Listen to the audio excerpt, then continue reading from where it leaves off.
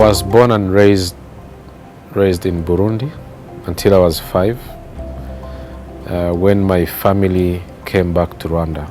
I come from a family of 5 children. I'm the 4th one, and all my siblings were born in Burundi because my parents exiled in 73 following the persecutions that were being committed against Tutsi.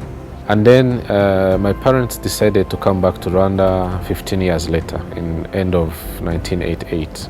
When we came from Burundi, we settled in Kabgayi. My dad was a teacher in secondary school. My mom was also a teacher in primary school. When genocide started in April 1994, my family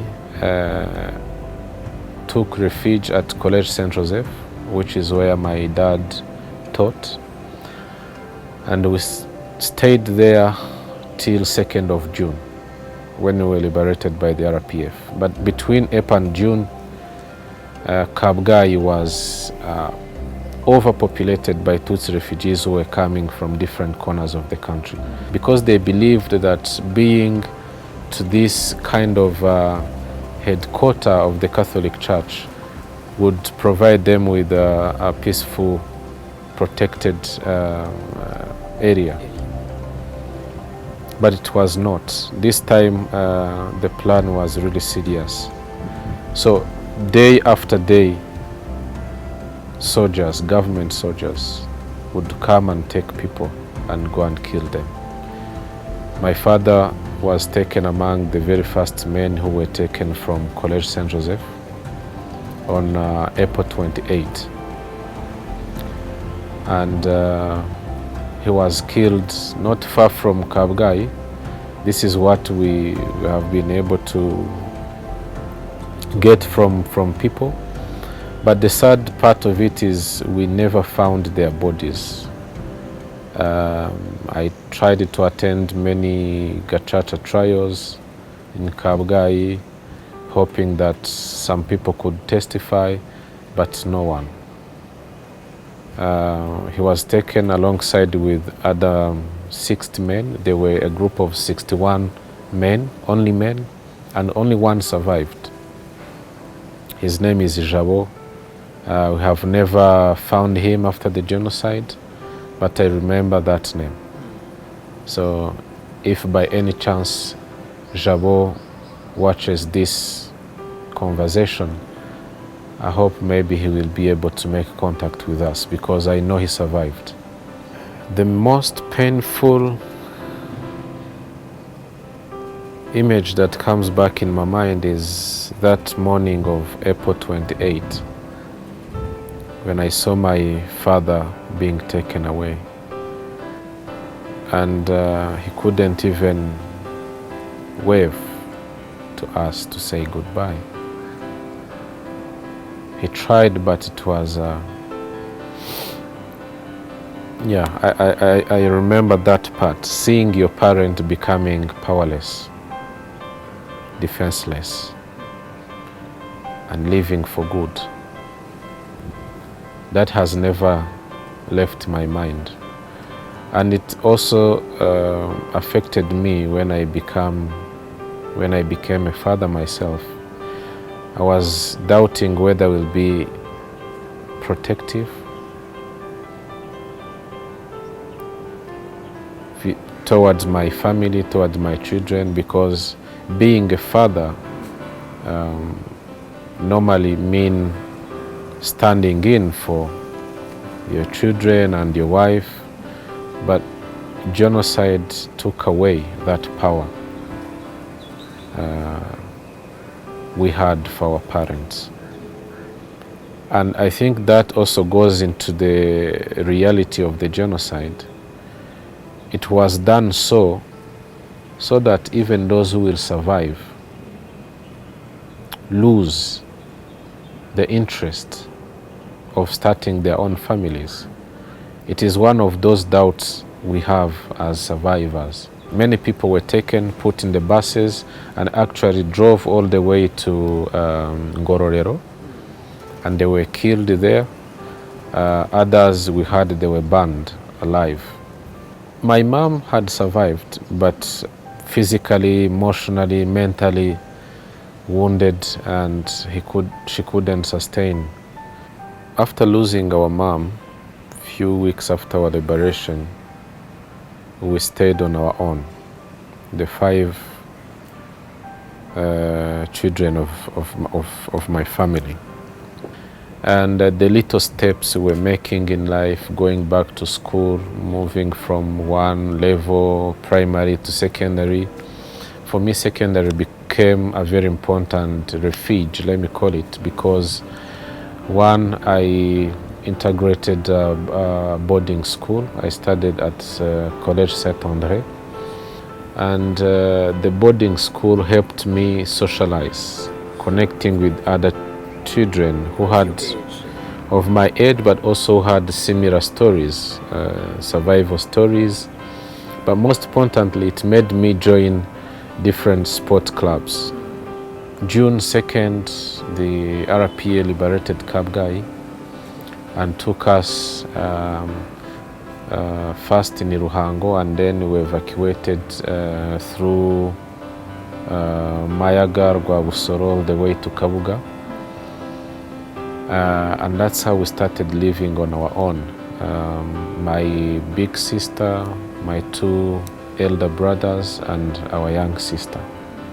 I spent all those years without crying or feeling emotional. But ever since I became a father, a parent, I think those blocked emotions came back. On the professional side, I also I took on different jobs until 2010, when I went to work for the Kigali Genocide Memorial and Aegis Trust, which for me, I consider being a big cornerstone in who I am today. I authored 2 books so far.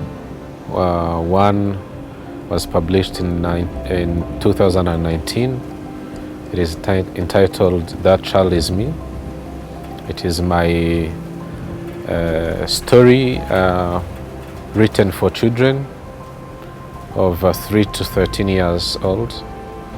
And my recent book, co-authored with Caroline Williamson Sinalo, is entitled Transmitting Memories in Rwanda, from a survivor parent to the next generation.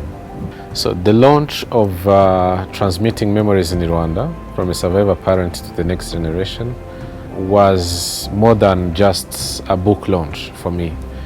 It was a wake-up call to our country, to the parents, even to the young people.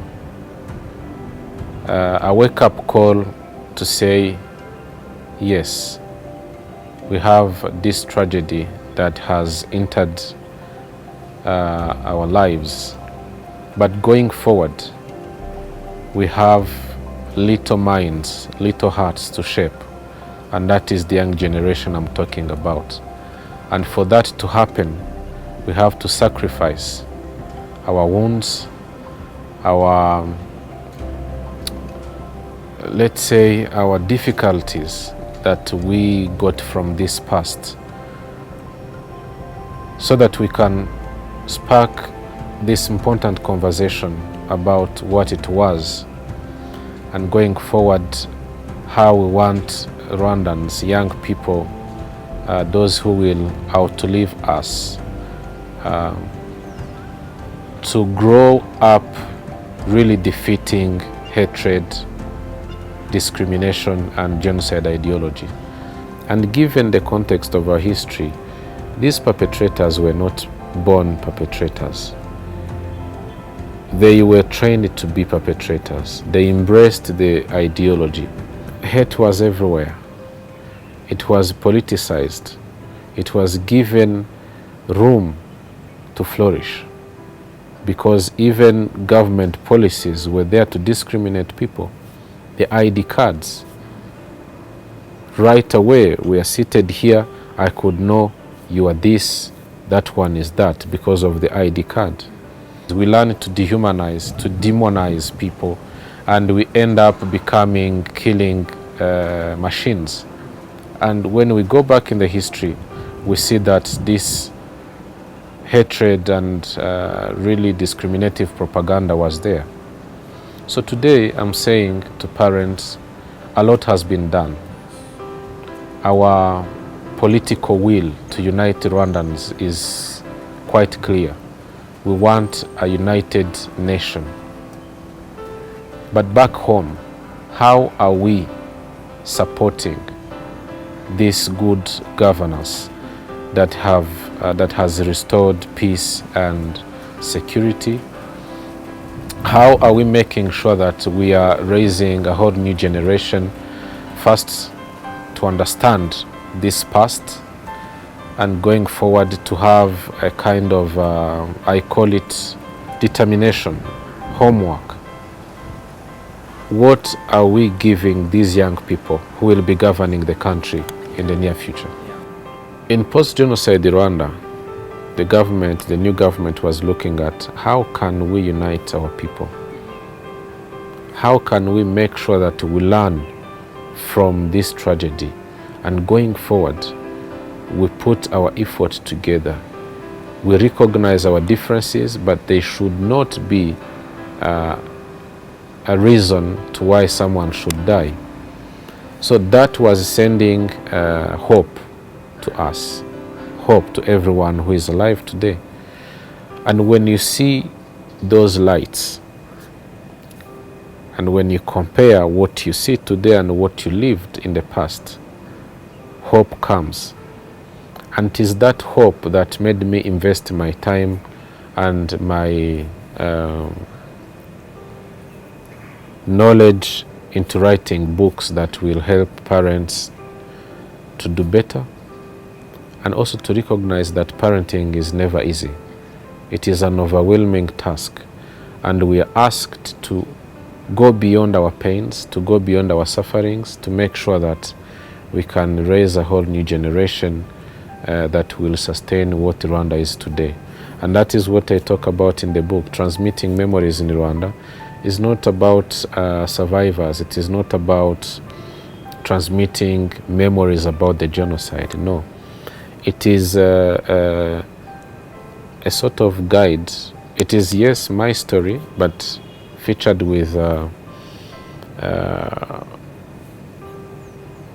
knowledge about parenting, but parenting in a tough time, post-genocide. We have a genocide in our past, and overcoming it takes courage and requires parents to sacrifice their pains, their wounds, to go beyond and say, we have to do this for the betterment of our children and their future.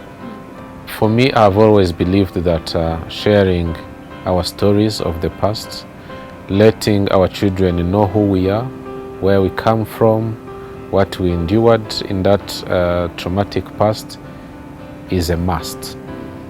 But how and at what age is what we need to be mindful about. We have to avoid transmitting trauma to our kids.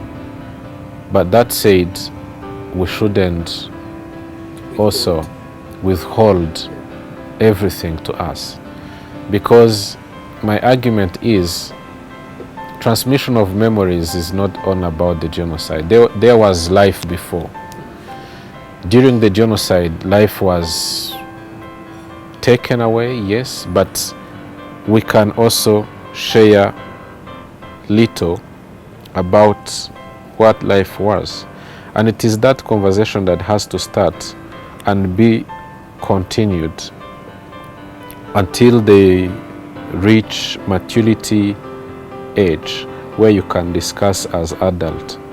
And starting this conversation early enough help us, and will help parents to complete the less traumatic stories we shared, or we have to share now, with the whole truth when these kids are grown up. So while undergoing the process of transmitting memories, parents should be prepared first to reconnect with their past, relive it, understand it, so that they are able to, depending on the age, filter what they give to their children and consider completing the truth at a later stage when children have grown up and can understand.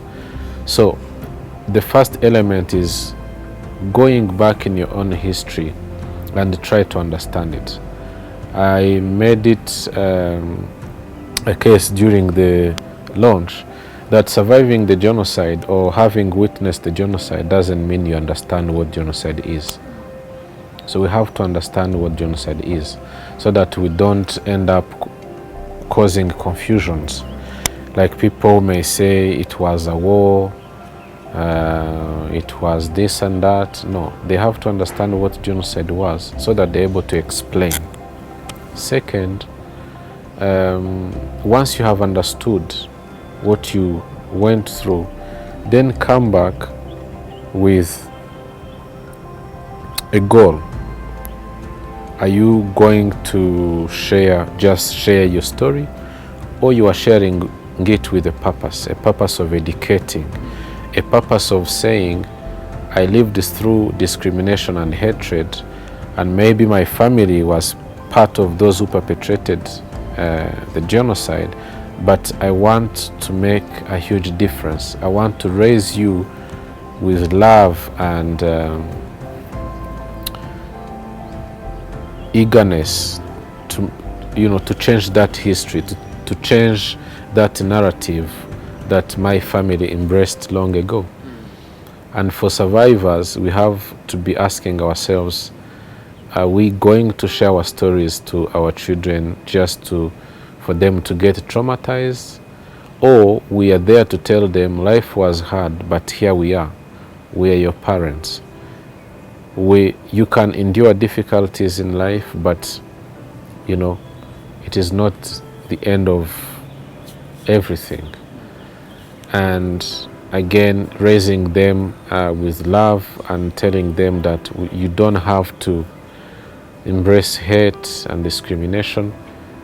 Those kind of wake-up calls are contained in this book, and I really hope parents will read it and also provide feedback to that. But generally speaking, looking at Rwandan population today, where over 65.3% are 30 and below, we have a huge task of making sure that the young generation, young parents of my age and others younger than me, because even those who were born after 1994 are parents themselves today.